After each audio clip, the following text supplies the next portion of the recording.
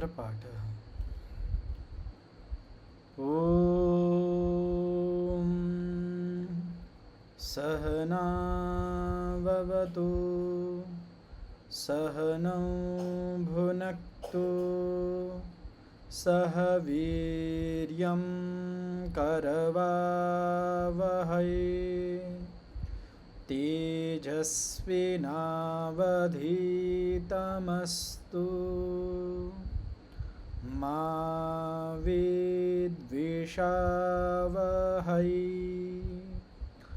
ઓમ શાંતિ શાંતિ શાંતિ.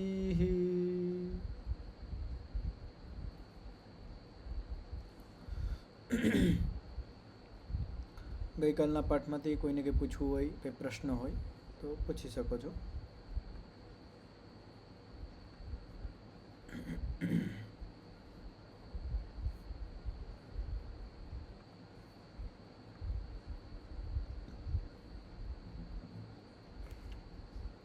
યોગ દર્શન ત્રીજું પાદ વિભૂતિપાદ એનો 45મા સૂત્રનું વ્યાસ ભાષ્ય આપણે સમજવાનો પ્રયત્ન કરી રહ્યા હતા. એની અંદર 2 અનુચ્છેદ છે. આ પ્રથમ અનુચ્છેદ જેની અંદર 8 મહાસિદ્ધિઓનું વર્ણન હતું, જે આપણે કાલે વ્યાસ ભાષ્યના માધ્યમથી સમજવાનો પ્રયત્ન કર્યો. હવે આગળ કહેવામાં આવે છે કાય સંપદ વક્ષ્યમાણા. તો સૂત્રની અંદર તતો અણિમાદિ પ્રાદુર્ભાવ કાય સંપત શબ્દ આવ્યો હતો. કાય સંપત, કાયની સંપત્તિ. તો એના વિશે કહેવામાં આવે છે કે કાય સંપત એટલે શું? તો આગળ કાય સંપત વક્ષ્યમાણા આગળના સૂત્રમાં એનું વર્ણન કરવામાં આવશે. તો હવે એનાથી આગળ જે તદ અનભિઘાત એને ખોલવામાં આવે છે. તદ ધર્મ અનભિઘાતશ્ચ. તદ ધર્મ એ જે ભૂત છે, પૃથ્વી અગ્નિ જલ વાયુ અને આકાશ, એના જે ધર્મ છે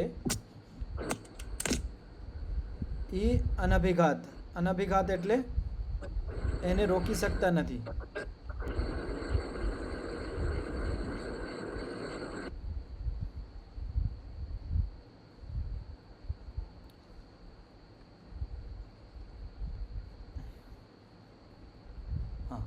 તો તદ અનભિઘાત.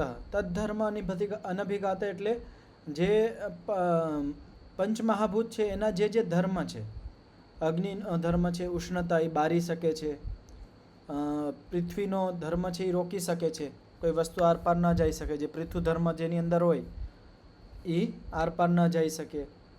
તેવી રીતે બધા જે પંચમહાભૂત છે એના જુદા જુદા ધર્મ છે. પણ જે યોગી માણસ ભૂતજયી બની જાય છે એને એ ધર્મ રોકી શકતા નથી. એક મિનિટ.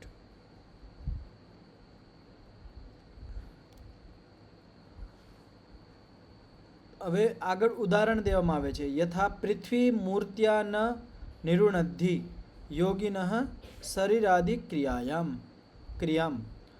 તો પૃથ્વી, જેવી રીતે પૃથ્વી છે મૂર્ત ધર્મવાળી છે, તો યોગિનઃ શરીરાદિ ક્રિયામ ન નિરુણદ્ધિ, કે યોગીના જે શરીર છે, શરીરથી જે ક્રિયા કરે છે એ પૃથ્વીનો જે મૂર્ત ધર્મ છે એને નથી રોકી શકતો. એટલે જ્યારે યોગીને ક્યાંક જવું હોય તો દીવાર હોય, ગમે એ વસ્તુ હોય તો એ આવડ જાવડ કરી શકે છે. એના માટે એક ઉદાહરણ આપવામાં આવે છે.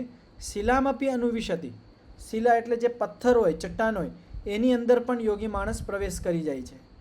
એ ચટ્ટાન એને રોકી નથી શકતી. આપણે સાધારણ માણસો છે, આપણે સામે પથ્થર હોય તો આપણે એનાથી આમ આગળ થઈને કે ઉપર થઈને જઈ શકીએ, એમાંથી આરપાર થઈને આપણે ન જઈ શકીએ. પણ યોગી માણસ એમાં આરપાર થઈને જાય છે. જેવી રીતે ઘણી બધી મૂવી અને સિરિયલોમાં બતાવવામાં આવે છે, તેવી જ રીતનું એક પ્રકારની કે એની અંદર એવી સિદ્ધિ આવી જાય છે ભૂતજયના હિસાબે કે હવે એ શિલા એટલે પથ્થર ચટ્ટાનો એની અંદર પણ એ પ્રવેશ કરી શકે છે. નાપહ સ્નિગ્ધા ક્લેદયંતી. અને અપ કહેવાય પાણી. તો જળનો ધર્મ શું છે? જે પાણી હોય એ પલારી દે છે, ગમે એ વસ્તુ જાય એને પલારી દે. પણ યોગી માણસ જે ભૂતજય બની જાય છે એને પલારી ન શકે. એ કપડાં પહેરીને પણ પાણીની અંદર જઈ શકે છે, પણ એ પાણી એને પલાળી નહીં શકે. એવું એની અંદર સામર્થ્ય આવી જાય છે એ સિદ્ધિના હિસાબે. કારણ કે ભૂતજય છે હવે એને જે જળ છે એને પણ જીતી લીધું છે, તો હવે એ જળને જેવી રીતે ઉપયોગ કરી શકે, હવે જળ એના વશમાં છે, એને પલારી નહીં શકે. એની ઈચ્છા હોય તો એ સ્નાન વગેરે કરી શકે, પણ એની ઈચ્છા નથી કે ભાઈ મારે આ જળની અંદરથી જવું છે વગર પલળા વગર, તો એ જઈ શકે છે. ના અગ્નિ ઉષ્ણો દહતી, અને અગ્નિની જે ઉષ્ણતા છે એને બારી ના શકે. અગ્નિને પણ એને વશમાં કરી લીધી છે, જીતી લીધી છે, તો અગ્નિ એને બારી ના શકે. ન વાયુ પ્રણામી વહતી, અને વાયુ એને ઉડાડી ન શકે. ગમે તેવો વાયુ કેમ ના આવે, આખું વાવાઝોડું હોય, બધી વસ્તુ ઉડી જતી હોય, એવું વાવાઝોડું એવી વાયુ પણ એને ઉડાડી ના શકે, કારણ કે એના વશમાં છે વાયુ. અનાવરણાત્મક અપી આકાશે ભવતી આવૃત્તકાય, અને જે આકાશ છે અનાવરણ છે, એમાં કોઈ આવરણ નથી, આપણે બધા આકાશની અંદર રહીએ છીએ. પણ જે યોગી માણસ છે, યોગી માણસ છે એ કેવો થઈ જશે? અવૃત્તિકાય, એ આકાશની અંદર પણ પોતાને છુપાવી શકે છે. આકાશ શું કરે છે? બધાને બતાવે છે. આકાશની અંદર બધા દ્રવ્યો, પદાર્થો, બધા પ્રાણીઓ વસે છે. એકબીજાને આપણે આકાશના માધ્યમથી, આકાશમાં બધા રહીએ છીએ, અને જે પ્રકાશ છે એના માધ્યમથી આપણે જોઈએ છીએ. પણ યોગી માણસ જ્યારે આકાશને વશમાં કરી લે છે, તો એ પોતાનું જે કાય શરીર છે અવૃત એટલે એની અંદર છુપાવી લે છે. તો એ અનાવરણ આકાશની અંદર પોતાનું જે શરીર છે એને આવૃત કરી શકે છે, છુપાવી શકે છે.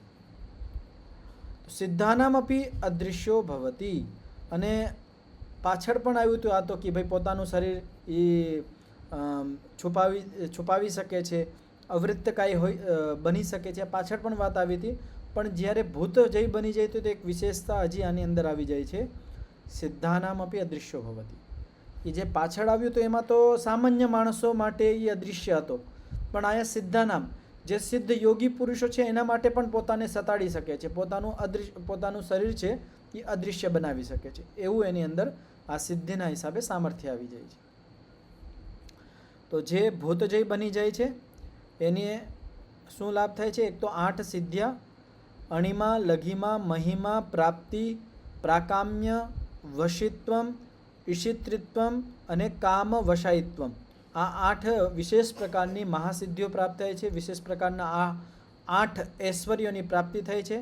અને સાથે સાથે કાય સંપદ, જે આગળના સૂત્રમાં વર્ણન કરવામાં આવશે, એની પ્રાપ્તિ થાય છે.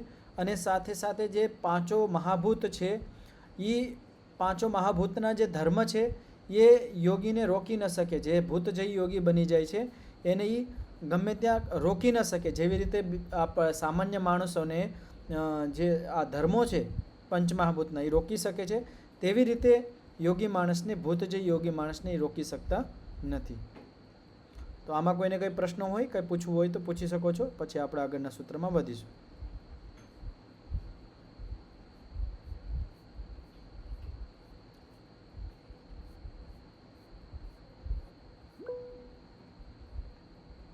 જી પ્રિયંકાબેન. પેલું વર્ણન જે છે હોલિકાને અગ્નિ બાળી નથી શકતો, એ આ જ રીતનું હોઈ શકે ને? હાજી, પેલું હોળી દહન જે હોય છે, હોલિકાને જે પેલી પૌરાણિક વાર્તા હતી કે એમાં કદાચ આવું હોઈ શકે, એવી સિદ્ધિ હાંસલ થઈ હોય. બની શકે છે, બની શકે છે. અત્યારે પણ આપણે વર્તમાનમાં પણ ઘણા બધા એવા માણસો છે જે અગ્નિ ઉપર ચાલતા હોય છે અને અગ્નિથી કાંઈ નથી થતું, હાથમાં લઈ લેતા હોય. ઘણા બધા ઉકળતું તેલ હોય એની અંદર હાથ નાખી દે છે. ઘણા બધા જે વીજળીના તાર હોય એને પકડી લે છે. એ તો એને જન્મજાત અમુકને પ્રાપ્તિ હોય, અમુક પ્રાપ્ત પણ કરી લે છે. તો આપણા શરીરની અંદર એવું સામર્થ્ય બની શકે છે. તો વિચારણીય છે કે જ્યારે યોગી માણસ આવું બની જાય ત્યારે એ અગ્નિની અંદર પણ પ્રવેશ કરે, પણ અગ્નિ એને બાળી ના શકે.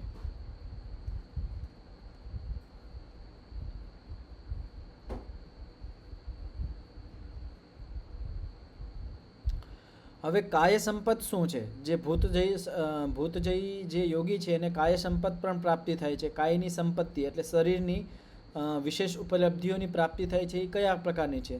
તો આ વિભૂતિપાદનો 46મો સૂત્ર છે.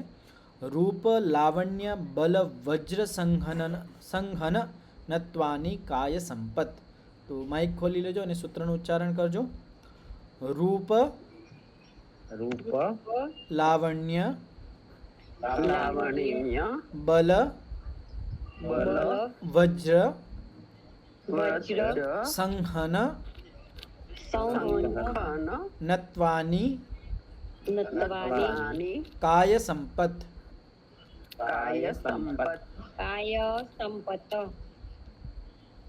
તો આ 5 સંપત્તિઓ છે શરીરની. જ્યારે યોગી માણસ ભૂતજય બની જાય છે, ભૂતોને જીતી લે છે, ત્યારે એ કાય સંપત બની જાય છે. તો પેલું છે રૂપ લાવણ્ય. રૂપ તો રૂપ એટલે શું? તો એને વ્યાસ ભાષ્યમાં ખોલવામાં આવે છે દર્શનીય. કે જે ભૂતજય માણસ બની જાય છે, યોગી બની જાય છે, એનું રૂપ બહુ સારું બની જાય છે. રૂપ કેવું સારું? બધાના રૂપ સારું હોય, પણ એ દર્શનીય, બધાનો અલગ, એનો જે શરીરનો જે પ્રભાવ છે એ બીજા માટે અલગ જ બનતો હોય. બધા એને જોઈને એકદમ પ્રસન્ન થઈ જતા હોય. એવા યોગી માણસને, જે ભૂતજય હોય, એનું રૂપ અત્યંત લાલાયિત હોય અને દર્શનીય બની જાય છે. પછી છે લાવણ્ય. લવણસ્ય ભાવ લાવણ્યમ, કે જે તે લવણ. લવણ એટલે શું? લવણ એટલે મીઠું. તો આયુર્વેદની અંદર લવણ એટલે સિંધા નમક. આ નમક નહીં, આપણે જે મીઠું આપણે અત્યારે ઉપયોગ કરીએ છીએ એ આયુર્વેદની અંદર વિધાન નથી. જેવી રીતે ઘૃત એટલે શું? તો ભલે ગોઘૃત. તેલ એટલે શું? તલનું તેલ. તો એ પછી બાકી બધા આવવા માંડ્યા છે. 1 મિનિટ ચાલુ રાખજો.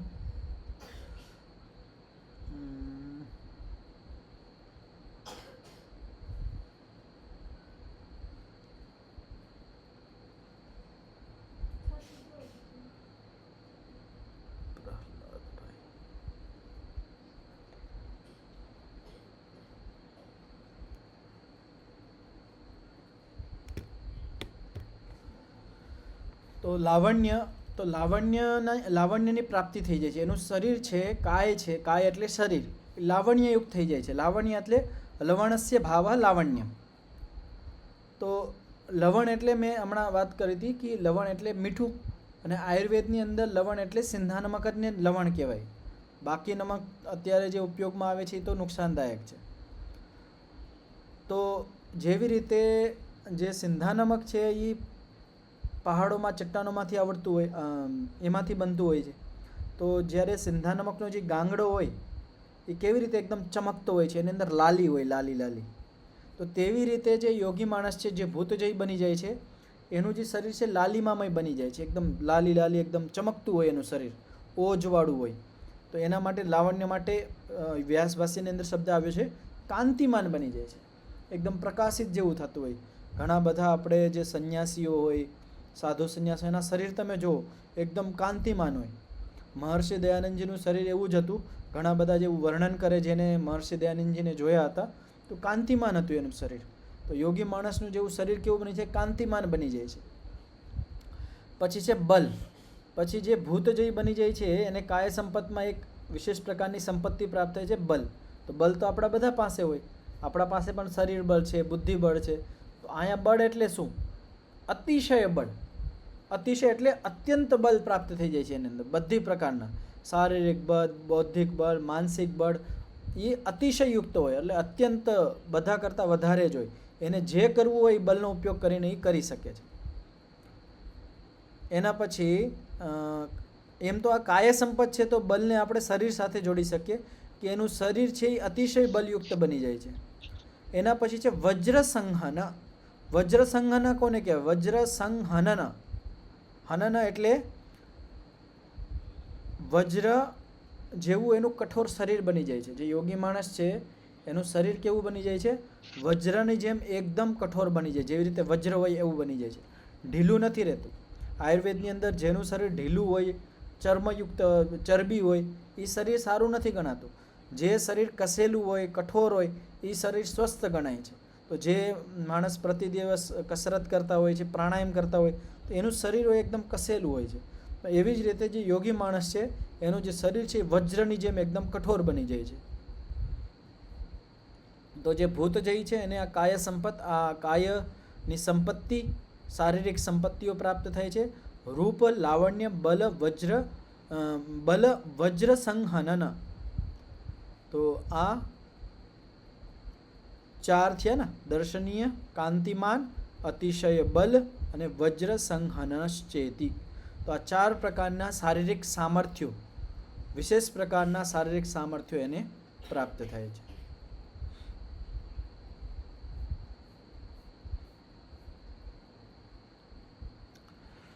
હવે ભૂત જય પછી ઇન્દ્રિય જય સિદ્ધિનું વર્ણન આવશે કે જેવી રીતે ભૂતને જય કરી લીધા તેવી રીતે ઇન્દ્રિયને પણ જય કરીને યોગી માણસને શું ઉપલબ્ધિ થાય.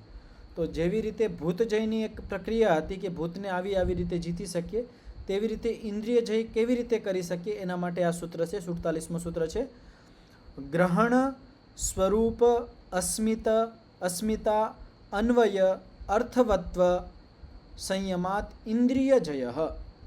તો માઇક બધા ખોલી લેજો અને ઉચ્ચારણ કરજો. ગ્રહણ સ્વરૂપ અસ્મિતા અન્વય અર્થવત્વ સંયમાત ઇન્દ્રિય જય.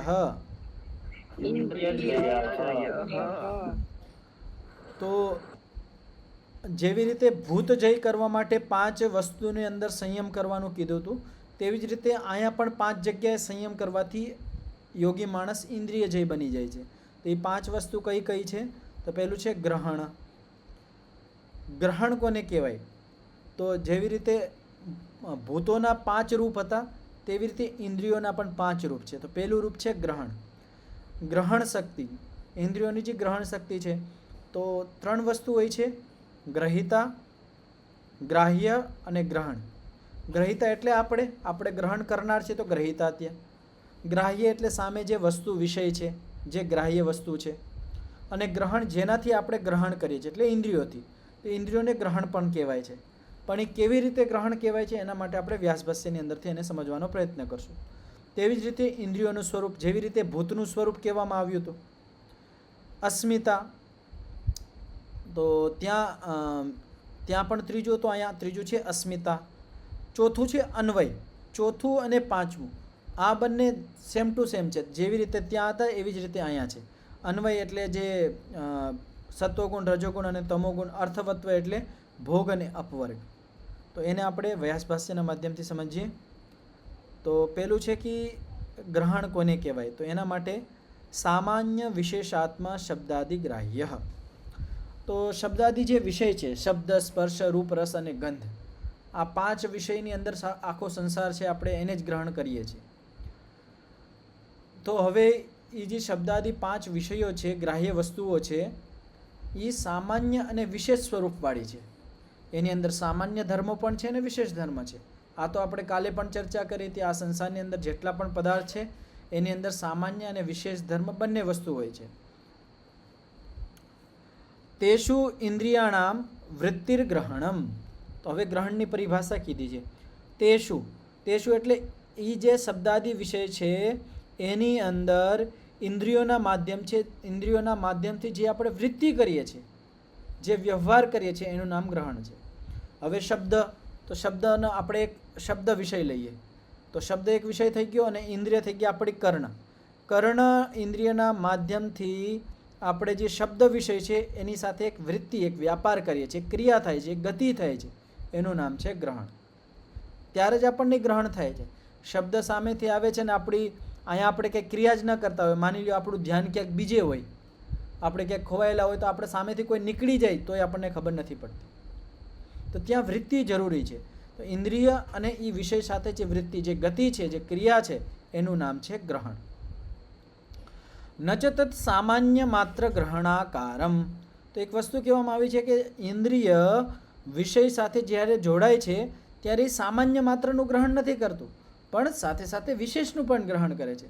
આપણે ઘણા બધા માણસોને એવું લાગતું હોય કે આપણે જે વસ્તુ દેખાય સામાન્ય દેખાય, આનું રૂપ ઓનું રૂપ, પણ એવું નથી. ઇન્દ્રિય ખાલી સામાન્યનું ધ્યાન નથી કરાવતી, સાથે સાથે વિશેષનું ધ્યાન કરાવે છે. એના માટે એક અહીંયા પર યુક્તિ દેવામાં આવે છે. કથમ, શા માટે તમે એમ કહો છો કે જે ઇન્દ્રિય છે એ ખાલી સામાન્ય માત્રનું ગ્રહણ નથી કરાવતી, સાથે વિશેષનું પણ ગ્રહણ કરાવે છે? અગર વિશેષનું ગ્રહણ નહીં કરાવે તો શું થશે? તો એના માટે કહેવામાં આવ્યું છે અનાલોચિત સ વિષય વિશેષ ઇન્દ્રિયેણ મનસા વા અનુવ્યવસેયતે ઇતિ. તો શું કહેવામાં આવ્યું છે? આનું ઇન્દ્રિયેણ અનાલોચિત સ વિષય, ધ્યાનથી સમજજો. ઇન્દ્રિયેણ, ઇન્દ્રિયના માધ્યમથી, અનાલોચિત એટલે જે વિષયને ગ્રહણ નથી કર્યું. કયા વિષયને? વિષય વિશેષ. સામાન્યનું તો ગ્રહણ કરી લીધું ઇન્દ્રિય, પણ વિશેષ ધર્મનું ગ્રહણ નથી કર્યું. તો આવી સ્થિતિની અંદર મનસા વા અનુવ્યસય ઇતિ, તો જે મન છે આપણું એ પણ વિશેષનું ગ્રહણ નહીં કરે. આ વાત સમજમાં આવી બધાને? આપણે જે ઇન્દ્રિય છે, ઇન્દ્રિય સાથે મન જોડાયેલું છે. ગમે વિષય સાથે ઇન્દ્રિય પહેલાં બહાર જોડાય, અને यदि સામાન્ય ધર્મ લેશે તો મનમાં પણ સામાન્ય ધર્મ આવશે, કોઈ દિવસ વિશેષ ધર્મ નહીં આવે. તો આપણને ખબર પડે છે કે મન સુધી વિશેષ ધર્મ પણ પહોંચે છે. એનાથી આપણને શું ખબર થઈ ગઈ કે આ જે ઇન્દ્રિય છે એ સામાન્ય અને વિશેષ બંનેનું ગ્રહણ કરે છે, એની અંદર બંનેનું ગ્રહણ કરવાનું સામર્થ્ય છે. તો આ વસ્તુ સમજમાં આવી જોઈએ કે મન ઇન્દ્રિય સાથે જોડાયેલું છે. જેવું ઇન્દ્રિય કરશે એવું જ મન ગ્રહણ કરશે. ઇન્દ્રિય સામાન્ય, આપણી ઇન્દ્રિય વિકૃત હોય તો મનમાં પૂરું ધ્યાન નહીં દેખાય. જેવી રીતે આપણે માની લો આંખમાં કંઈક પડી ગયું હોય ને આપણે બધું ધૂંધળું ધૂંધળું દેખાતું હોય તો આપણું મન પણ એવું જ ગ્રહણ કરશે, ત્યાં એને ચોખ્ખું નહીં દેખાશે. આપણે કાન છે સરખી રીતે ન સાંભળતા હોય તો જેટલું આડાટેડું સાંભળતા હોય, જેવા શબ્દ આવ્યા હોય તો બુદ્ધિ પણ મન પણ આવું જ ધ્યાન કરશે. તો ઇન્દ્રિયની અંદર સામાન્ય અને વિશેષ બંને વસ્તુના એ ધ્યાન કરે છે અને મન એને ગ્રહણ કરે છે.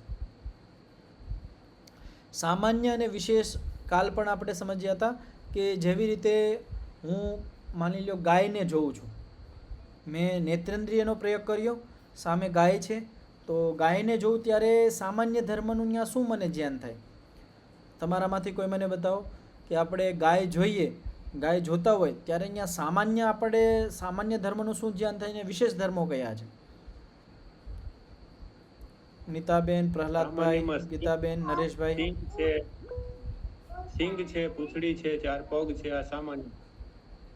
હા, પ્રિયંકાબેન. ગાય કયા કલરની છે એ એનું વિશેષ જ્ઞાન થશે આપણને. તો સામાન્ય અને વિશેષનું ધ્યાન હાવ સહેલું છે, આપણે કરીએ છીએ પણ આપણે એને વર્ણન નથી કરી શકતા. તો હું તમને બતાવું. તમે વૃત્તિ વિશેષ કીધું એ સાચું છે, પણ નરેશભાઈ તમે જે સિંગડા ને એ બધું કીધું વિશેષમાં પણ આવી શકે ને સામાન્યમાં પણ આવી શકે. કેવી રીતે? હવે જ્યારે આપણે ગાય જોતા હોય તો પહેલું આપણે સામાન્ય ધ્યાન થાય છે. શું સામાન્ય ધ્યાન થાય? કે આ એક પ્રાણી છે, આ મનુષ્યથી જુદું છે, એક પ્રાણી છે, એક વિશેષ પણ છે, સામાન્ય પણ છે. કે આ પ્રાણી માત્ર, ઘણા બધા સંસારની અંદર પ્રાણી છે, આ પણ એક પ્રાણી છે. તો પ્રાણી જાતિનું એક સામાન્ય ધ્યાન થાય છે, અને એ પ્રાણી જાતિની સાથે સાથે વિશેષનું પણ ધ્યાન થાય કે આ મનુષ્યથી જુદી છે, તો આ વિશેષનું ધ્યાન થઈ ગયું. તો એ સાપેક્ષ વ્યવહાર છે. પાછળ પણ આ વાત આવી હતી કે સામાન્ય અને વિશેષ સાપેક્ષ હોય છે. તો આપણે સામાન્યનું જ્યારે ધ્યાન કરીએ તો આ ગાય એક વસ્તુ છે. જેવી રીતે આ સંસારની અંદર ઘણી બધી વસ્તુઓ છે, ગાય પણ એક વસ્તુ છે, એક પ્રાણી છે. હવે ગો જાતિની અંદર આપણે કરીએ કે ગો જાતિ છે, ગાય છે, તો ગાય પણ એક સામાન્ય છે, પણ બીજા પ્રાણીઓથી, ભેંસથી, બકરીથી જુદી છે, એના માટે આ વિશેષ છે. પણ ગાય, આ પણ ગાય, આ ગાય, આ ગાય, આ ગાય, તો ગો જાતિત્વ જે છે ધર્મ છે એ સામાન્ય છે. હવે વિશેષ આપણે શું જોઈ શકીએ કે આ ગાય કાળી છે, બીજા ગાય કરતાં જુદી છે, આ ગાયના શિંગડા આડા છે, આ ગાય આટલું દૂધ આપે છે, આ ગાયની પૂંછડી છે આવી છે. હવે જે એના વિશેષ ધર્મો છે એ અને આપણે જાણીએ છીએ. જેવી રીતે સામાન્ય આપણા સામે કોઈ માણસ ઊભો હોય તો આપણે પેલું સામાન્ય ધ્યાન કરશે કે હા કોઈ માણસ છે, એટલું આપણને સામાન્ય ધ્યાન થઈ ગયું.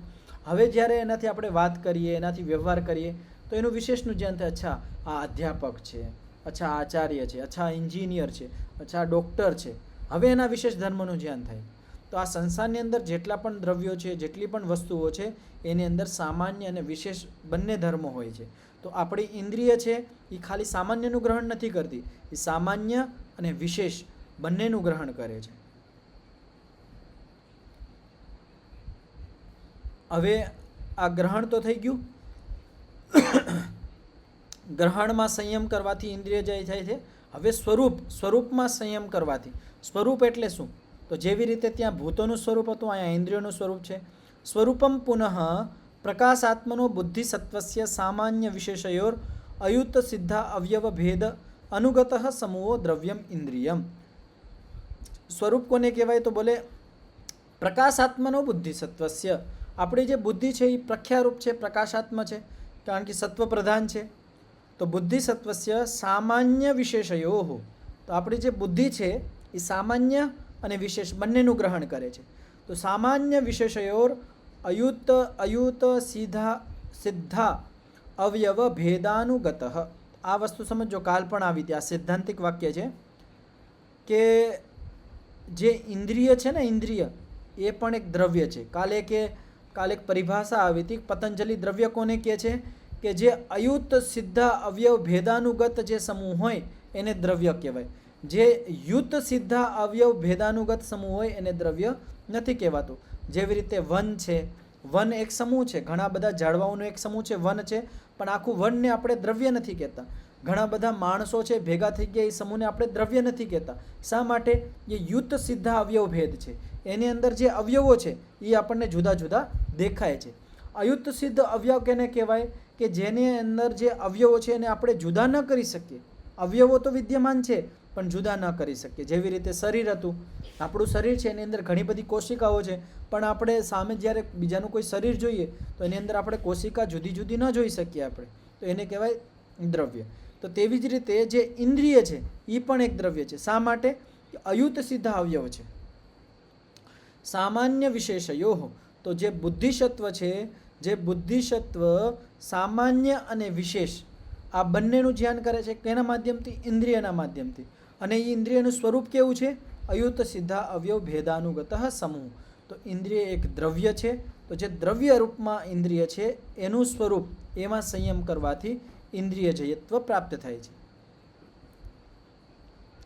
હવે તૃતીય રૂપ બતાવવામાં આવે છે જેની અંદર સંયમ કરવાથી ઇન્દ્રિય જયત્વ પ્રાપ્ત થાય છે. તેષામ તૃતીયમ રૂપમ અસ્મિતા લક્ષણો અહંકાર. તો અસ્મિતાનું બીજું નામ છે અહંકાર. તો મહતો અહંકાર. તો મહતત્વથી અહંકારની ઉત્પત્તિ થઈ અને અહંકારથી ઇન્દ્રિયોની.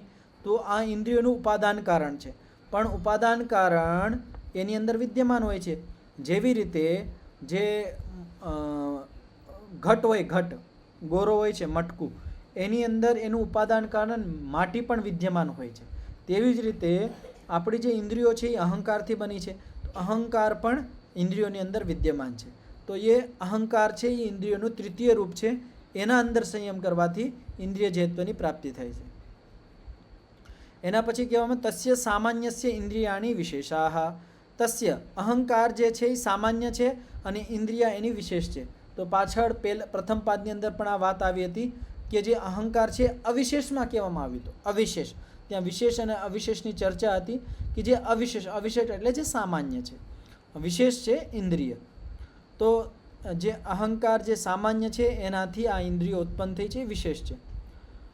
અને ચોથું રૂપ છે વ્યવસાયાત્મકા પ્રકાશ ક્રિયા સ્થિતિશીલા ગુણા યેષામ ઇન્દ્રિયાણામ સા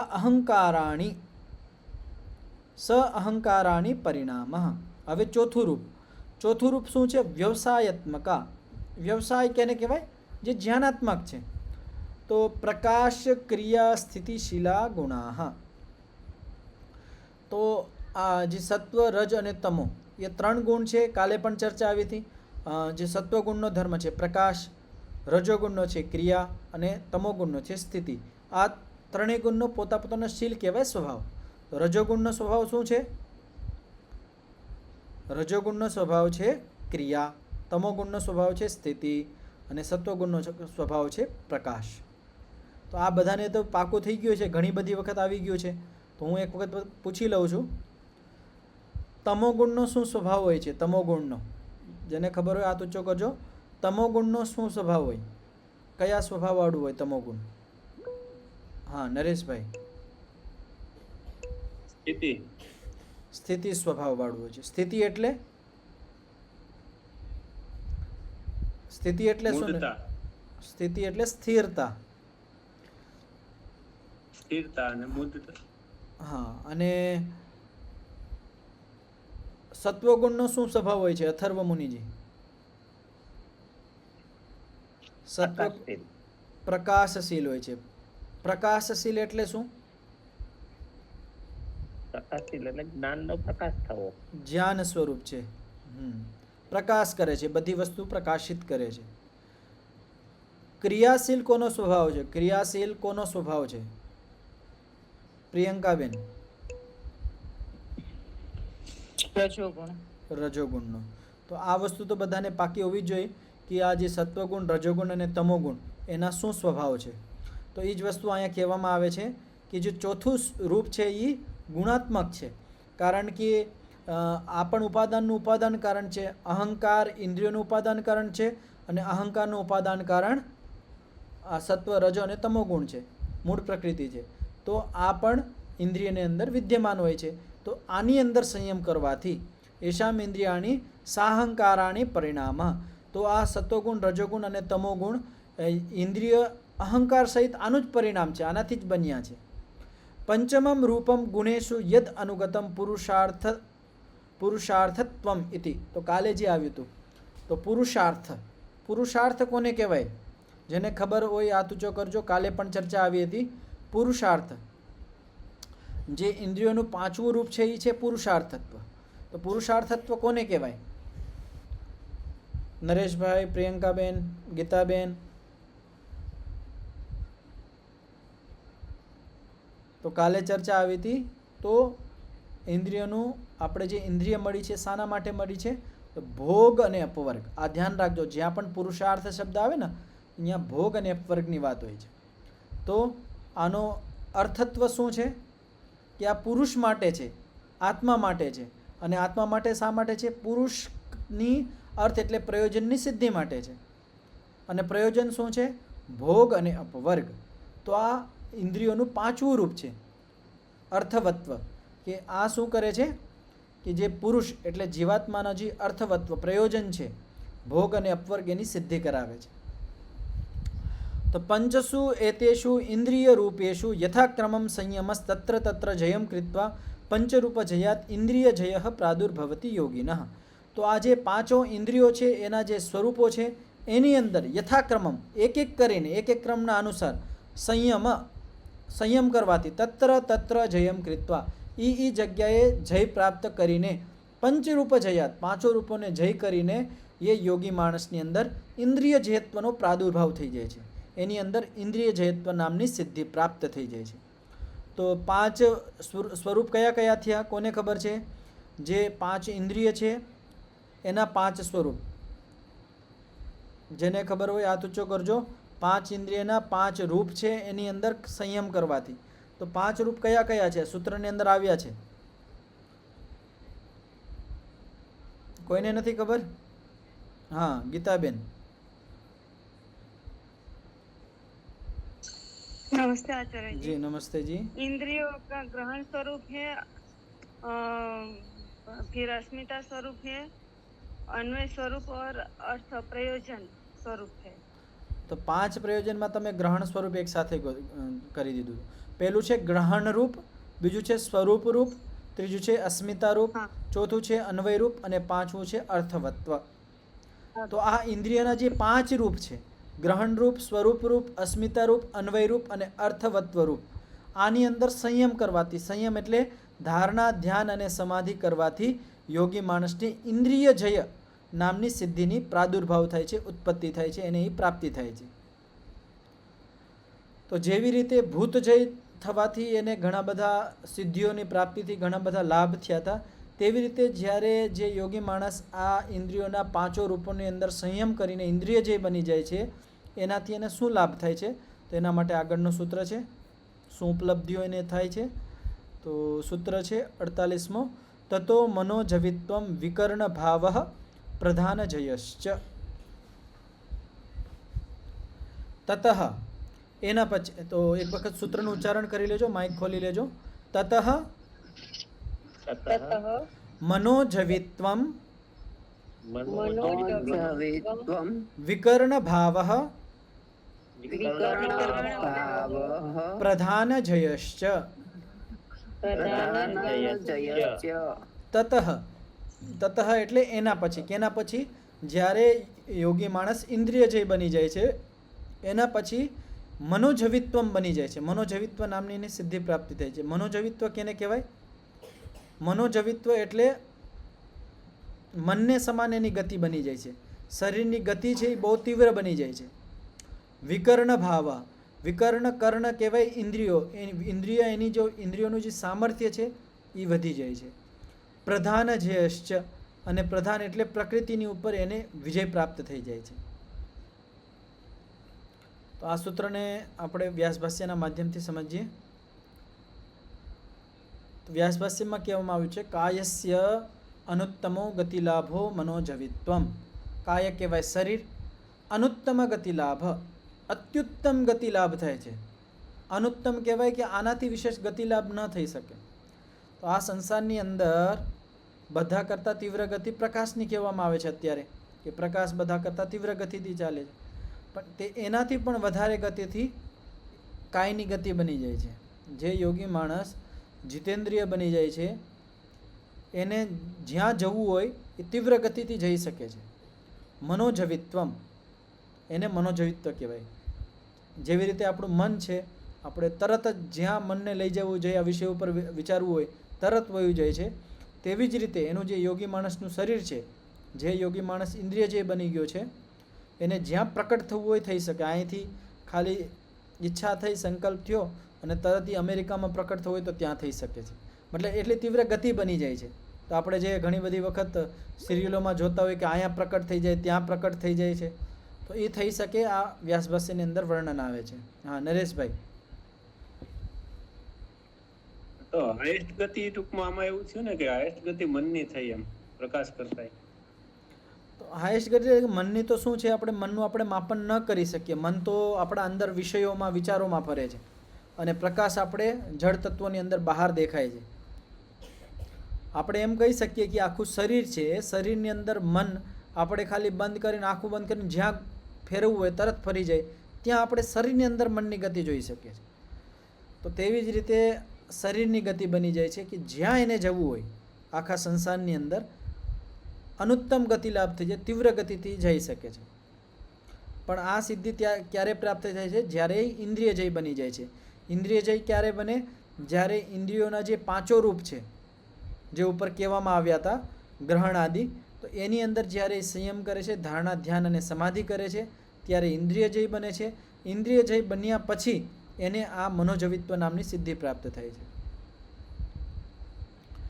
હવે વિકર્ણ ભાવ કોને કહેવાય? તો વિદેહાનામ ઇન્દ્રિયાણામ અભિપ્રેત દેશ કાલ વિષયાપેક્ષો વૃત્તિલાભો વિકર્ણ ભાવ. તો વિદેહાનામ ઇન્દ્રિયાણામ, તો આપણે બધા ઇન્દ્રિયોના માધ્યમથી કાર્ય કરે છે, પણ આપણા સાથે દેહ જોડાયેલું છે. આપણું શરીર છે, શરીર સાથે ઇન્દ્રિયો બંધાયેલી છે. આપણે કંઈક ખાવું હોય તો ખાઈએ છીએ, પકડીએ છીએ, બધું ઇન્દ્રિયથી કરીએ છીએ, પણ આપણી ઇન્દ્રિયો શરીરની અંદર છે. પણ જ્યારે યોગી માણસ જીતેન્દ્રિય, ઇન્દ્રિય જે બની જાય છે, તો વિદેહાનામ ઇન્દ્રિયાણામ, પોતાનું શરીર તો અહીંયા છે પણ ઇન્દ્રિયોને ગમે ત્યાં બહાર લઈ જઈ શકે છે. ઇન્દ્રિયાણામ અભિપ્રેત દેશ કાલ. અભિપ્રેત કોને કહેવાય? ઈચ્છિત, જ્યાં એને ઈચ્છા હોય, જે દેશમાં, જે સ્થાન ઉપર એને ઈચ્છા હોય ત્યાં એ ઇન્દ્રિયોને લઈ જઈ શકે છે. કાલ, જે કાળની અંદર, જેવા સમયની અંદર એને ઇન્દ્રિયો લઈ જવી હોય એવા સમય સુધી પહોંચાડી શકે છે. વિષય, ગમે એ વિષય હોય, જેવો એના વિષયની અપેક્ષા હોય એ વિષયની અંદર ઇન્દ્રિય લઈ જઈને વૃત્તિ લાભ, ત્યાં એ વ્યાપાર કરી શકે છે, એનો ભોગ કરી શકે છે. એને કહેવાય વિકર્ણ લાભ. તો ટૂંકમાં શું થયું? વિકર્ણ ભાવ એટલે, વિકર્ણ ભાવ એટલે આપણે જે ઇન્દ્રિયો છે, આપણે ઇન્દ્રિયોથી જ બધી વૃત્તિઓ કરીએ છીએ, કાર્યો કરીએ છીએ, પણ આપણી ઇન્દ્રિયો તો શરીર સાથે જોડાયેલી છે. તો આપણે સીમિત કાર્યો કરી શકીએ છીએ. આપણે અહીંયા બેઠા બેઠા દૂરનું ન જાણી શકીએ, ન જોઈ શકીએ, ન ખાઈ શકીએ. પણ યોગી માણસ એને જ્યાં અહીંથી આપણા શરીરથી, પોતાના શરીરથી ઇન્દ્રિયોને બહાર જે દેશમાં લઈ જવી હોય ત્યાં લઈ જઈને વિષય સાથે જોડાઈને એનો એ ભોગ કરી શકે છે. એવું એના ઇન્દ્રિયોની અંદર સામર્થ્ય આવી જાય છે. સર્વ પ્રકૃતિ વિકાર વસિત્વમ પ્રધાન જય. હવે પ્રધાન જય, ત્રણ વસ્તુ કીધી હતી. મનોજવિત્વ, વિકર્ણ ભાવ અને ત્રીજી હતી પ્રધાનજય. પ્રધાનજય એટલે શું? સર્વ પ્રકૃતિ વિકાર અવસિત્વમ પ્રધાનજય ઇતિ. સર્વ પ્રકૃતિ જે સંપૂર્ણ પ્રકૃતિ છે, સંપૂર્ણ પ્રકૃતિનો જે વિકાર છે એટલે કાર્ય જગત છે, એમાં એ વશિત્વ કરી લે છે. તો અહીંયા ટીકાકાર બે અર્થ કરે છે. સર્વ પ્રકૃતિ એટલે કારણ જગત, વિકાર એટલે કાર્ય જગત. તો કારણ જગત અને કાર્ય જગતની અંદર એ વશ કરી લે છે, એના વશમાં બની જાય છે. એટલે સંપૂર્ણપણે કારણ જગત અને કાર્ય જગત ઇન્દ્રિયજય યોગીના વશમાં આવી જાય છે, એને કહેવાય પ્રધાનજય. બીજી એક વ્યાખ્યા આપણે એ કરી શકીએ કે સર્વ પ્રકૃતિ હે વિકાર, કે જે મૂળ પ્રકૃતિ છે, કાળનરૂપ પ્રકૃતિ છે, સત્વ, રજ અને તમો ગુણ, એનો જે વિકાર રૂપ એટલે કાર્ય જગત છે એમાં એ વશ કરી લે છે, એની અંદર એ કંટ્રોલ મેળવી લે છે, નિયંત્રણ કરી લે છે. તો પહેલા અર્થની અંદર તો કારણ જગત અને કાર્ય જગત બંનેની અંદર નિયંત્રણ મળી જાય છે. અને જે બીજો અર્થ છે એની અંદર કાર્ય જગતની અંદર એનું વશ થઈ જાય છે, નિયંત્રણ મળી જાય છે, એને એ વશમાં કરી લે છે, એને કહેવાય પ્રધાનજય. એતાસ તિસ્ર સિદ્ધયઃ મધુ પ્રતિકા ઉચ્યંતે. તો આ જે ત્રણ સિદ્ધિ છે, મનોજવિત્વ, વિકર્ણ ભાવ અને પ્રધાનજય, એને મધુ પ્રતિકા નામથી પણ કહેવામાં આવે છે. એતાશ્ચ કર્ણપંચક સ્વરૂપજયાત અધિગમ્યતે. આ જે ત્રણ સિદ્ધિઓ છે, મનોજવિત્વ, વિકર્ણ ભાવ અને પ્રધાનજય, એ કર્ણપંચક જે પાંચો ઇન્દ્રિયો છે, પાંચો ઇન્દ્રિયો એટલે જે પાંચ જ્ઞાનેન્દ્રિય છે, એના જે સ્વરૂપ છે. સ્વરૂપ કયા? તો ઉપર જે વર્ણન કરવામાં આવ્યા હતા, ગ્રહણ, સ્વરૂપ, અસ્મિતા, અન્વય અને અર્થવત્વ. તો આ જે પાંચ રૂપ છે ઇન્દ્રિયોના, એ પાંચ રૂપોનો જે સ્વરૂપ છે એની અંદર જયાત, એની અંદર જ્યારે વિજય મેળવી લે છે, જય પ્રાપ્ત કરી લે છે, અધિગમ્ય તે, એના પછી આ ત્રણ પ્રકારની સિદ્ધિ એને પ્રાપ્ત થાય છે. તો આ સૂત્ર અહીંયા પૂર્ણ થયો. આમાં કોઈને કંઈ પૂછવું હોય તો પૂછી શકો છો.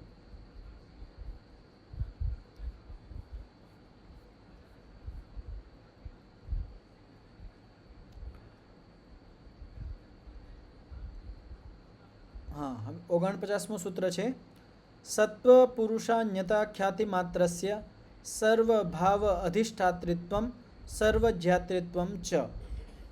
તો સૂત્રનું ઉચ્ચારણ કરજો, માઇક બધા ખોલી લેજો. સત્વ પુરુષ અન્યતા ખ્યાતિ માત્રસ્ય સર્વભાવ અધિષ્ઠાત્રિત્વમ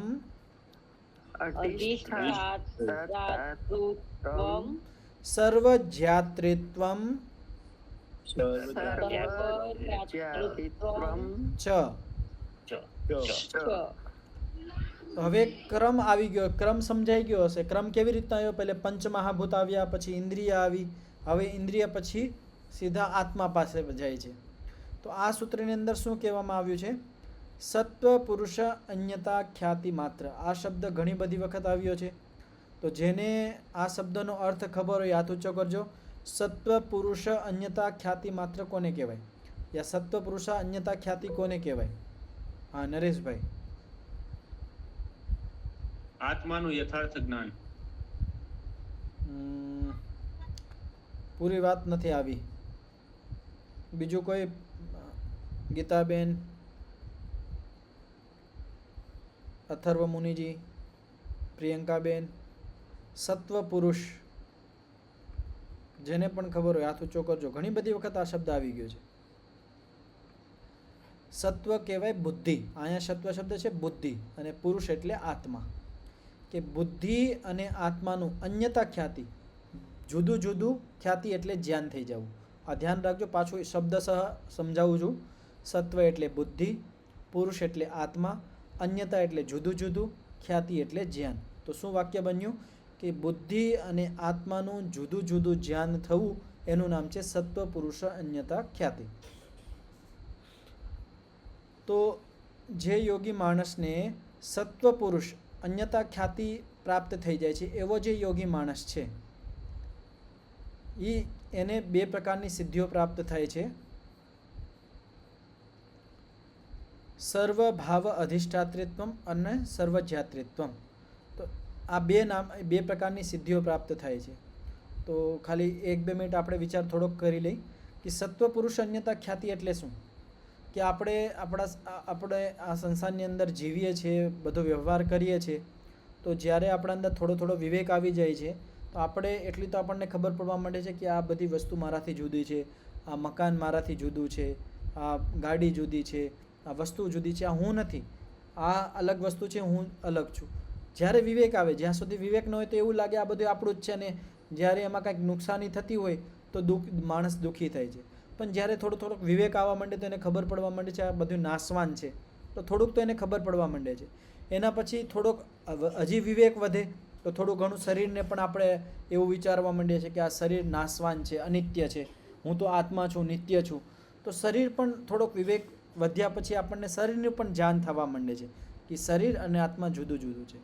પણ મન અને આત્મા એટલે ટૂંકમાં બુદ્ધિ અને આત્મા આ બંને વસ્તુ જુદી જુદી છે, એનું જ્ઞાન બહુ અઘરું છે. આ બહુ ઉચ્ચ કોટીનો જ્યારે વિવેકી માણસ બની જાય છે ત્યારે એને પ્રાપ્ત થાય છે. તો વિવેકનો એક સ્તર હોય છે. તો જ્યારે સામાન્ય રૂપે અધ્યાત્મમાં કોઈ માણસ આવે, જ્યારે એનો થોડોક વિવેક થાય તો સાંસારિક વસ્તુઓ પદાર્થો પ્રતિ જે આકર્ષણ છે એમાં એનું આકર્ષણ ઓછું થઈ જાય છે. એ સમજવા માંડે છે કે આ સાંસારિક વસ્તુઓ જુદી છે, અલગ છે, અને હું અલગ છું, હું આત્મા છું, આ સાંસારિક વસ્તુઓ નાશવાન છે. પછી થોડોક આગળ વધે તો શરીર સુધી આવે છે કે આ શરીર નાશવાન છે, હું આત્મા અમર છું, નિત્ય છું. પછી જ્યારે ઉચ્ચ કોટીનો યોગી બની જાય, હજી આગળ વધે ત્યારે એને ખબર પડે કે આ બુદ્ધિ અને આત્મા આ બંને વસ્તુ સાવ જુદી જુદી છે. એને કહેવાય સત્વ પુરુષ અન્યતા ખ્યાતિ. અને જે યોગી માણસને સત્વ પુરુષ અન્યતા ખ્યાતિ માત્રની પ્રાપ્તિ થઈ જાય છે, એવો જે યોગી માણસ છે એને સર્વભાવ અધિષ્ઠાત્રિત્વમ અને સર્વજ્ઞાત્રિત્વમ આ બે પ્રકારની સિદ્ધિઓ પ્રાપ્ત થાય છે. તો આ બે પ્રકારની સિદ્ધિઓ શું છે, એનું સ્વરૂપ શું છે, એ આપણે કાલે સમજશું. આજે આટલું જ રાખીએ, સમય થઈ ગયો છે. ઓમ શમ. 3 વખત શાંતિનું ઉચ્ચારણ કરીને પાઠનો વિરામ કરીશું. ઓમ શાંતિ શાંતિ શાંતિ. સર્વેભ્યો નમઃ. બધાને સાદર નમસ્તેજી. બધાને નમસ્તે આચાર્યજી. નમસ્તેજી. નમસ્તેજી.